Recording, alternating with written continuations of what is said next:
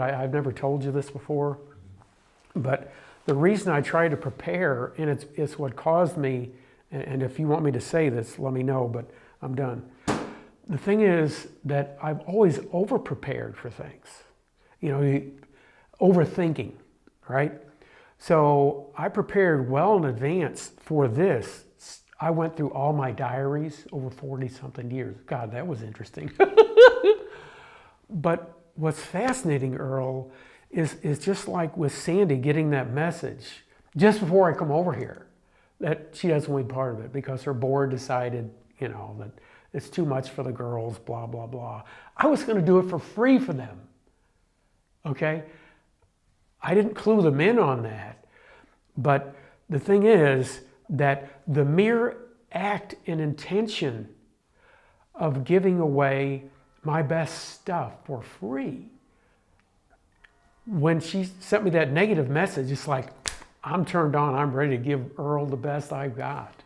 Well, I mean, and if you want me to restate this, the bottom line coming over here, instead of having any kind of negative, as I said, I've let go of people, right?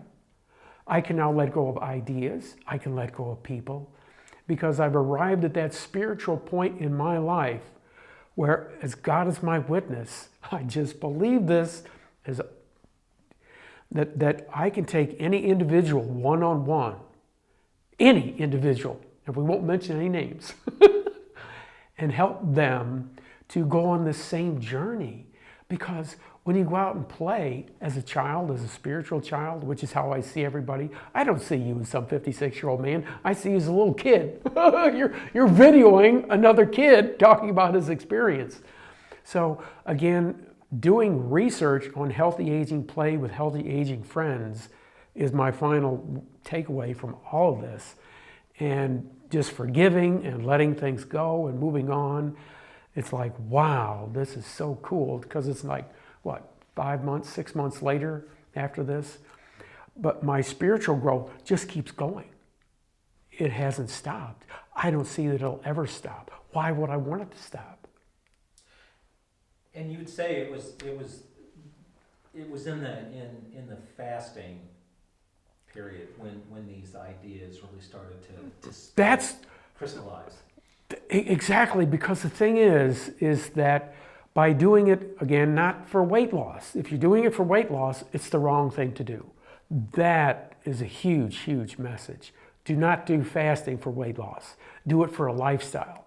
Because again, the most important takeaway is that I've simply, by adjusting my eating times, I can now maintain the weight that I have and eat the same as I used to. And it's like, wow, that is so cool. But with the fasting, what I learned is that it's adjusting your metabolism. So now I can help anybody adjust their metabolism to where they want it if they're willing to make some small changes. I mean, to me, I'm excited to tell people that you don't have to give up the things that you love eating. You just have to moderate a little bit. And if you're eating a quart of ice cream, well, obviously need to stop that. But people can eat what they want. You just make minor little changes and then incorporate fasting, in particular the intermittent fasting, and that makes all the difference. You're pretty flexible, and you're not doing this as a diet or weight loss exercise. You've made that very clear. But can you tell me a little bit about your thoughts on a little bit more? You talked about it, but just expand a little bit on your body is suffering, and you reach this point where you transcend that suffering, right, and that transcendence, right. You go to another spiritual plane. Yeah, can you unpack that a little bit for me? Okay. You know, that's a real good thing. Actually, it might be worth videoing that. Or are you recording all this? Oh, you're rolling. Okay, very good. Well, the interesting thing, the transformation to a more spiritual lifestyle started on day 6 with this. And now, here 6 months later, what I could say is that the takeaway spiritual lesson that came only with when I stopped eating, that I now take forward for the rest of my life, is the simple fact that when your mind, your body, your heart, and your soul is opened up, and you are living as a servant to other people, and doing it in a way that's good for your own heart, so that you are sending heart-coherent messages out into the world, that's what David does now. That's what I learned to do while fasting, doing it from an emotional, spiritual standpoint, that I realized this is a gift I want to share with other people. Because once you experience a spiritual, emotional opening, you have to then take responsibility for sharing that with other people. That's where I'm at, because I know that all the storytelling that we do from this point forward will be about helping other people to begin what I call their own heart healing journey. Because every single human being, and this is something I learned, has a heart healing capacity as a human being and as a spiritual child of God. And when you combine those two, different energies, human and the spiritual, and you're living from a spiritual standpoint, oh my God, the energy release is like a nuclear bomb. And you can never go back. I can never go back to being a selfish, arrogant a-hole again. I have to live to serve and help other people. And that's a huge personality transformation. That's my final takeaway. I almost get the feeling that, okay, so something that's happened in my mind listening to you, right, is that when we're toddlers, we're brand new, our operating systems are brand new, right, and there's this thing called reality that we're now present in. And so we process it as best we can, and we develop our thoughts, our actions, our emotions, our reactions to this new thing called reality. right. As we grow more intelligent, we begin to test reality. Little kids test reality, and so that we get the fibs, we get the lies. My daddy was an astronaut. My daddy lives on Mars. That kind of thing. To see what those reactions are. Right. Yeah. It's just we're testing reality. It's testing. Pushing the You're boundaries right. of reality. You're right. It almost sounds like, and then we become adults. We've done all of our reality testing. We know everything there is to know. We're arrogant in our own existence, and we know all the answers now. It sounds like you've reached an age where you're like, wait a minute, let's test reality a little bit more. Reality says that I have to eat every day, three meals a day. I have to do this, I have to do that.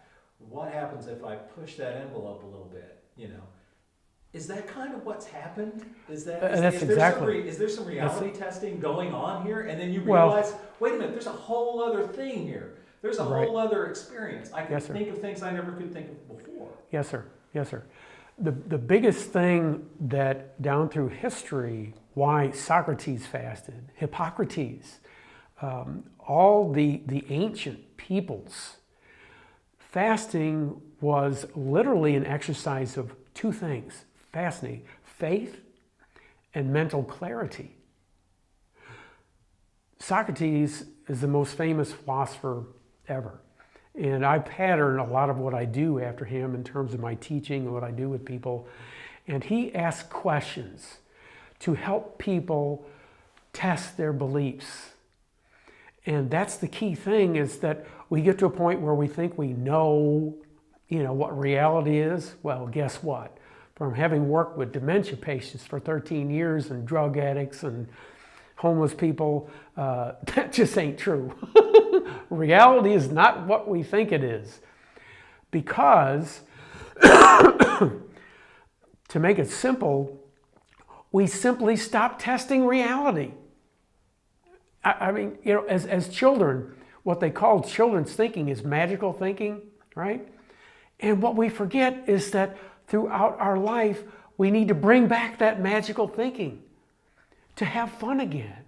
And that's where David's life purpose changed as a result of doing that fasting adventure, is that it's not just reality testing, but it's testing your beliefs. You know, you and I know as storytellers that we have a story that we tell ourselves. As a result of that, we form beliefs and habits, right? But when we get to that belief stage, there's another stage called the knowing stage. And most human beings never get to the knowing stage. Why? Because they fail in the middle by stopping testing their beliefs. You should never stop testing your beliefs. Always go out and play. Think about this as a child. That how do children learn? They learn through play. That's a profound thought. So the point is, when we become adults, whatever that means, we stop playing. So when we stop playing, folks, we stop learning. Think about it.